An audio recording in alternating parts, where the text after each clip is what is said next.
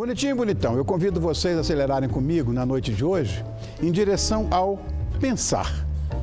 Vocês notaram que nós vivemos dias velozes, em que parece não haver lugar para o passado, apenas para o futuro? No entanto, numa aparente contradição, a gente vê que a juventude se aproximando e se apropriando de referências e comportamentos de gerações anteriores. Nós vamos repensar a juventude de hoje na companhia desse escritor e filósofo que nos incentiva ao inconformismo e à insubordinação. A subordinação mental, vai. Eu adoro esse cara. Boa noite, Mário Sérgio Cortella. Olá. Tá bom, querido? Sempre bom. Obrigado, querido. Obrigado. Gosto da ideia de insubordinar. Porque tem insubordinação positiva. Sim. Que é aquela que você reverte o óbvio. É quando você, por exemplo, é capaz de trazer, como você fez agora, nos afagando, né, com uma música que é dos anos 1930. É verdade. Né, mas que tem uma atualidade brutal. É uma coisa maravilhosa. Isso é tirar da ordem óbvia. Né? Tirar da ordem óbvia, insubordinar. Isso não é subversão? Claro, subverter, não no sentido do malévolo, né? Sim, mas no pelo contrário. Daquilo que mexe. Por exemplo, você falava de idade, Milor Fernandes, que você conheceu. Sim, alguém conheci. que infelizmente morreu, né, em 2012, ele morreu com 88 anos. Mas quando ele tinha 80 anos, ele dizia assim, atenção moçada, quando eu disser no meu tempo, eu quero dizer daqui a 10 anos. Porque às vezes a gente fala assim, no meu tempo, se referindo ao que já passado. foi. Né? E aí, é que nem a caranga. Né? A caranga, e você disse, antigamente. Ah, claro, antigamente é um termo bom, né? Porque ele significa num tempo que já passou. Mas nosso tempo é o futuro e é o agora, né? Claro, claro.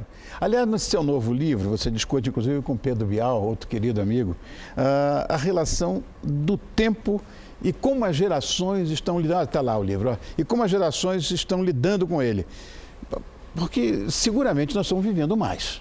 Sim, sim.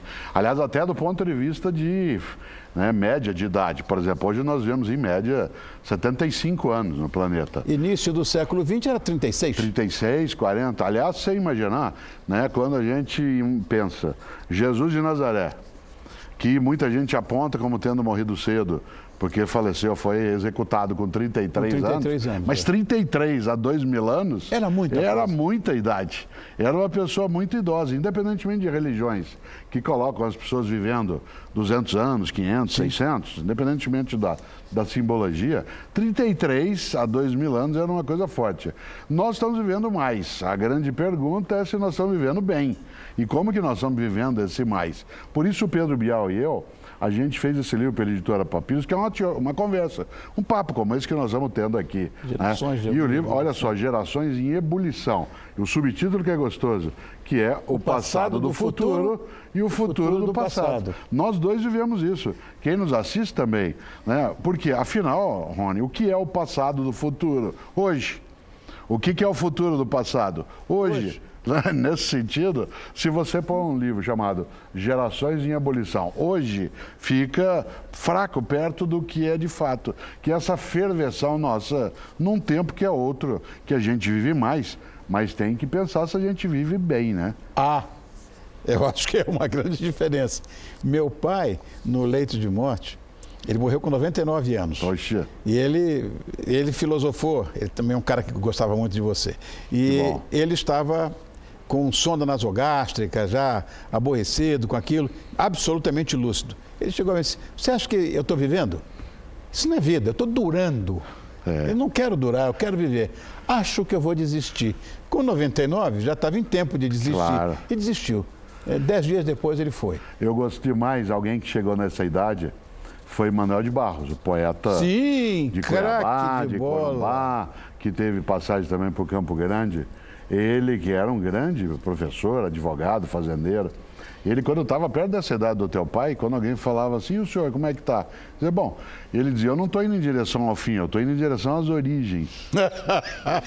Sensacional. É ao ponto de partida, e não ao ponto de chegada. E essa é uma coisa, Rony, que uma parte hoje dos jovens, que são maravilhosos, magníficos, mas nem sempre enxergam.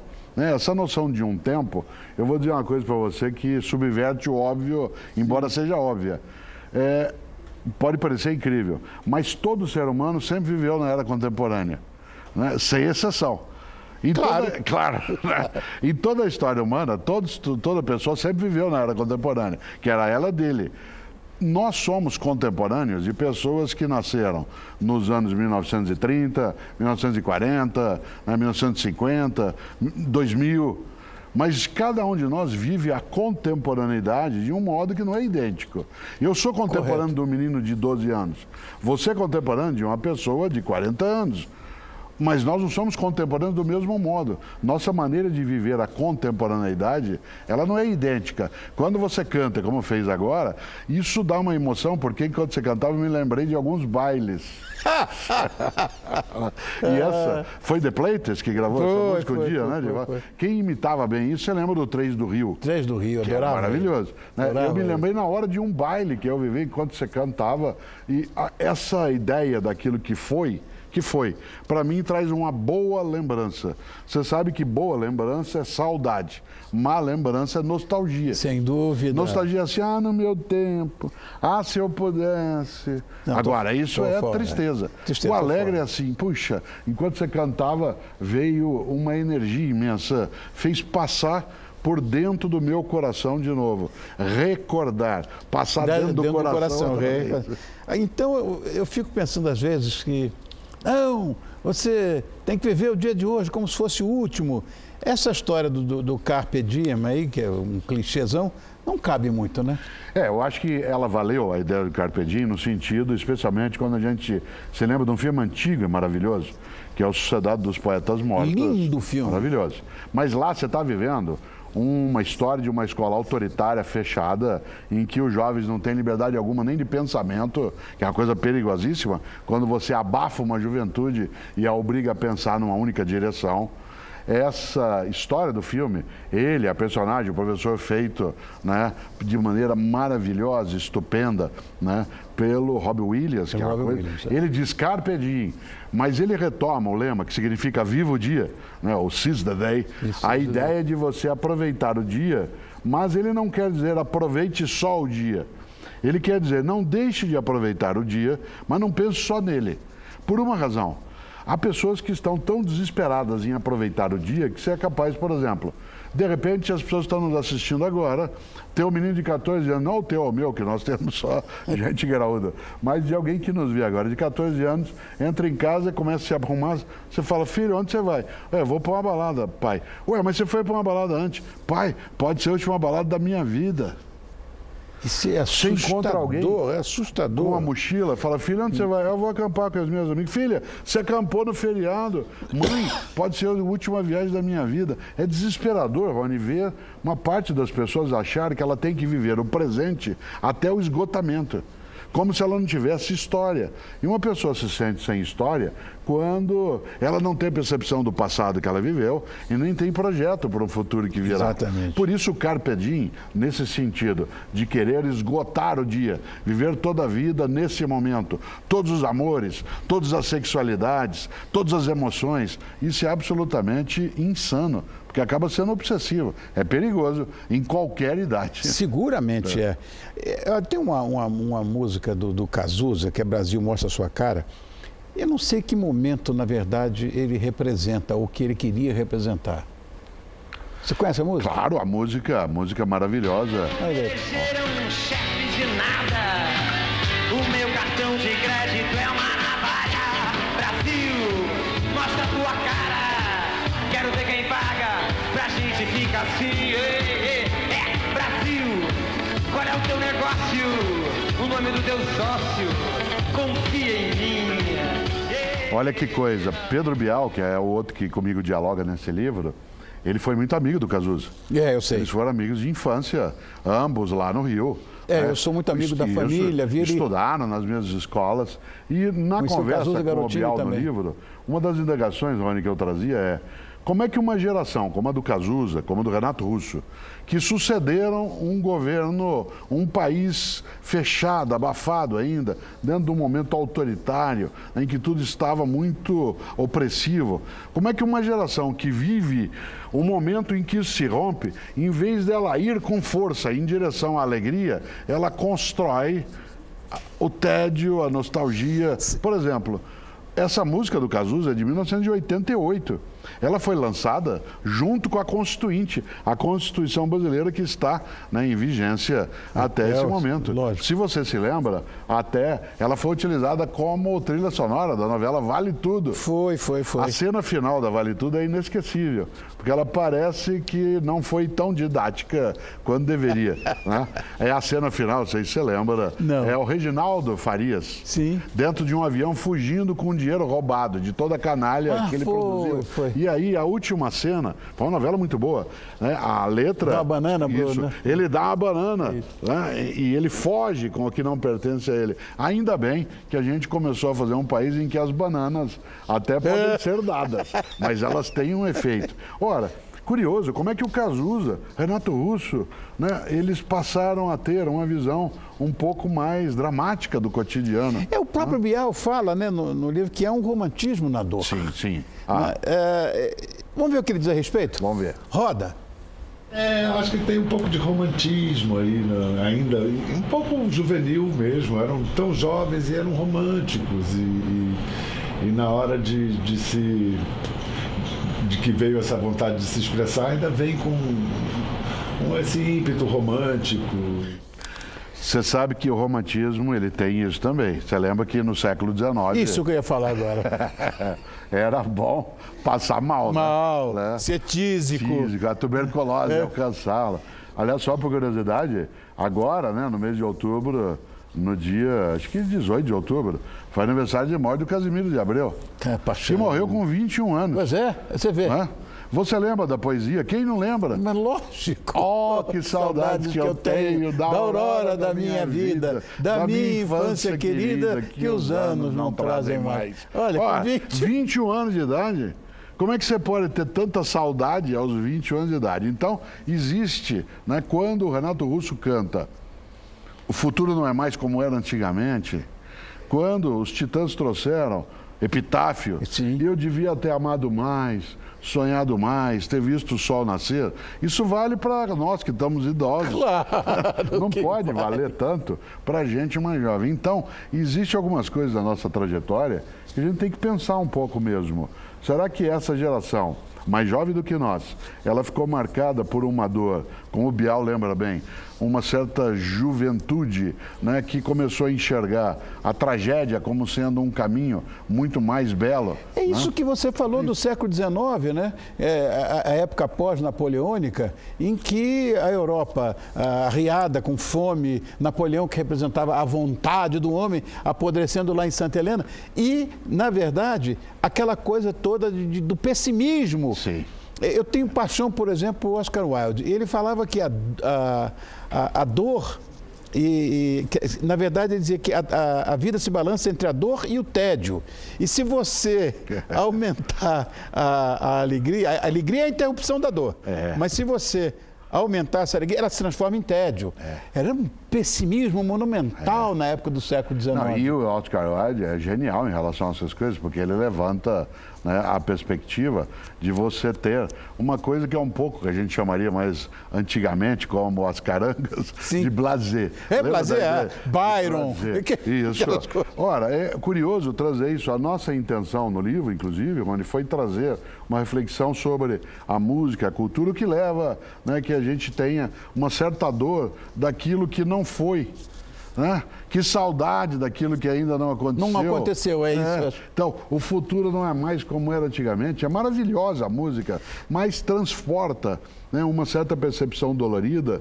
E a minha grande indagação, como professor, como pai, né, como mais adulto que outros, qual é a nossa responsabilidade também? Será que a gente deixou amargar um pouco, né, essa que era a juventude?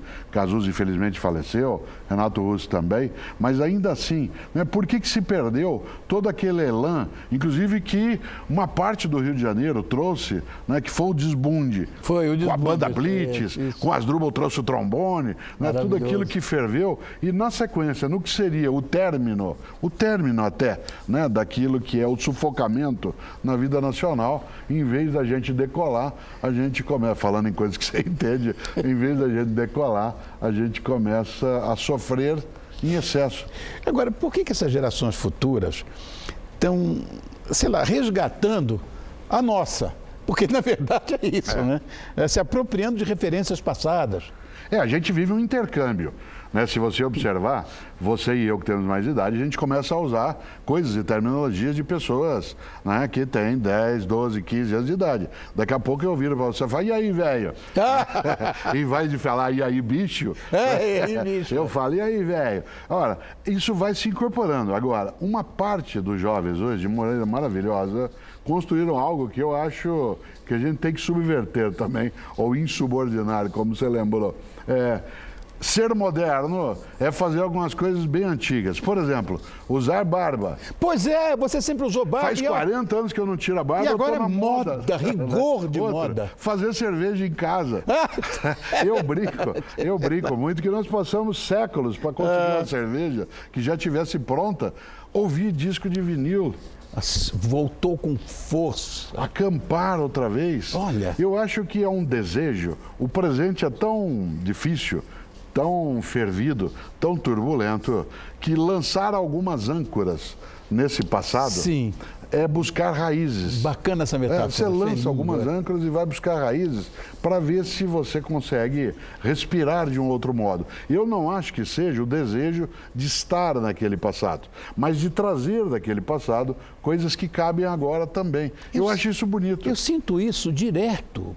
Cortella, é uma coisa impressionante. Eu sinto saudade de uma época que eu gostaria de ter vivido que não vivi. Né? Eu nasci na década de 40, mas eu queria ter vivido naquela época de 40, 50. E tenho saudade de uma época que eu não vivi. Isso é maluco? A gente tem isso mesmo, né? A gente, de vez em quando, fica imaginando, né, o que seria se tivesse sido. Agora, tem muitos jovens que não têm uma formação, mesmo um conhecimento histórico. E também não têm interesse em adquirir. Mas qual é a sua... Eu acho que é uma pena. Porque a gente conhece a história, né, não para a gente poder reinventá-la no que já foi, mas para a gente aprender com ela. A história é grande mestra. A história é uma mestra, às vezes cruel, às vezes agressiva, às vezes ela nos chateia. O passado é um grande ensinante. Né? E ir até ele, e eu gosto disso, né? Gosto de ir atrás na história da música, da literatura, da pintura, da política. É muito ruim, porque quem fica fixado apenas naquilo que está vivendo agora, diz, eu vivo só hoje, como a gente falava há pouco, tem um risco muito grande de não ter aprendido as lições. E eu acho que falei contigo uma vez, numa das nossas conversas aqui, né, no nosso programa em que a gente tratava de outro livro, e eu lembrei algo para você. Na África tem um ditado que diz, quando um idoso morre, é como se uma biblioteca tivesse sido incendiada. Sensacional. Quando um idoso morre, é como se uma biblioteca tivesse sido incendiada, porque já imaginou o que tem de conhecimento ali, de capacidade, por isso não querer saber da história só porque ela já foi, é ter dificuldade de edificar aquilo que precisará vir de um jeito que seja melhor. Então, uma bela lição. É preciso ter mais humildade. Sem dúvida, você vê o desespero nosso, de nós brasileiros, com o Museu Histórico do Rio de Janeiro, que eu tive a felicidade de ir lá umas 3 vezes, pelo menos, e a própria Biblioteca de Alexandria, que estava tudo lá. Eu vou te contar uma coisa. No dia do incêndio no Museu Nacional do Rio, veio à minha cabeça uma cena do livro do Humberto Eco e depois do filme. Sim. É O Nome da Rosa. O Nome da Rosa. Em que quando a biblioteca incendeia, e lá eram originais. Todos em pergaminho. Exato, em pergaminho. Que não havia impressão. Exatamente. Você está falando do século XIII. Exatamente. Pois bem, a personagem no cinema feito pelo Sean Connery, ele tem que sair da biblioteca carregando alguns livros. E ele só conseguirá carregar 3 ou 4. Eu sempre me coloquei uma dúvida que eu não vou responder aqui agora. Se eu pudesse salvar só 3 ou 4 livros, quais eu salvaria? E nunca me passou pela cabeça. Porque não é a pergunta de se você fosse para uma ilha deserta, o que você ia levar? Não. Talvez eu fosse levar um iPhone. Fosse levar, mas não ia pegar um mobile, alguma coisa. Sim. Mas se eu tivesse que salvar numa biblioteca de centenas e centenas de volumes, que tudo era original, porque era manuscrito, 3, 4 livros, quais eu salvaria? Essa é uma questão. Por que eu estou dizendo isso? Você não vai me deixar dormir à noite. Não vou. Hoje, agora porque eu você vou vai ter ficar que pensar. pensando Nós podemos nisso. até fazer um quiz qualquer dia no programa. Qual livro você salvaria se ele fosse desaparecer na vida? Um eu tenho certeza, que não tinha na época, que é Renações de Narizinho do Monteiro Lobato. O outro, com perdão da brincadeira, O Pequeno Príncipe. Ai, ai, ai.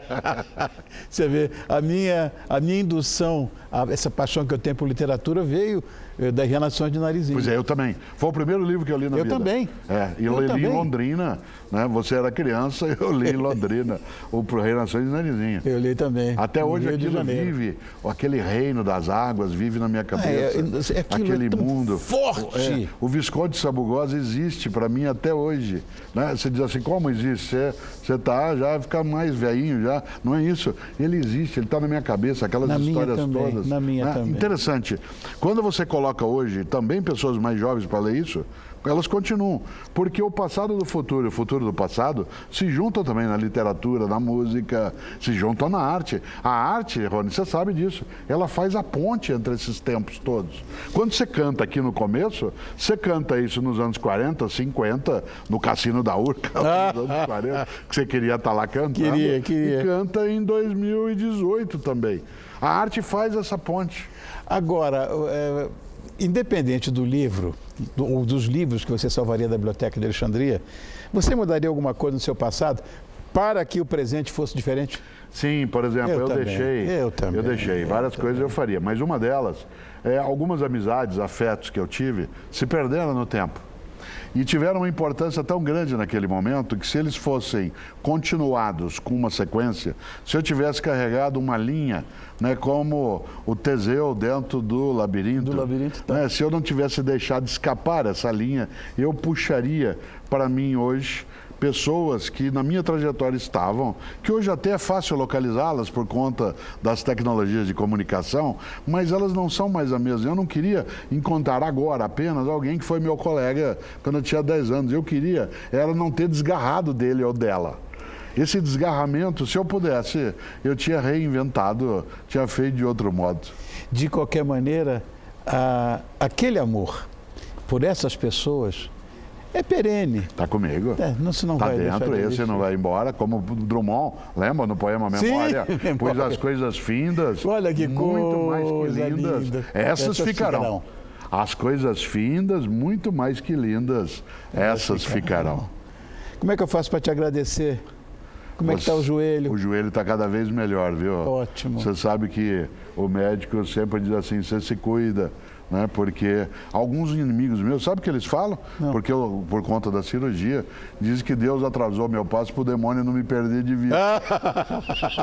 Cortella. Ai, ai, ai. Mário Sérgio Cortella, autor do livro Gerações e Ebulição, e eu achei lindo isso. Passado do futuro e o futuro do passado. Esse livro que está na sua tela aí em casa, para mim já é recomendável em todos os sentidos. Eu sou fã, sou suspeito, eu sei, mas deve ser maravilhoso, deve. Obrigado, Que bom, querido. obrigado. Beijo grande para você. Grato, abraço.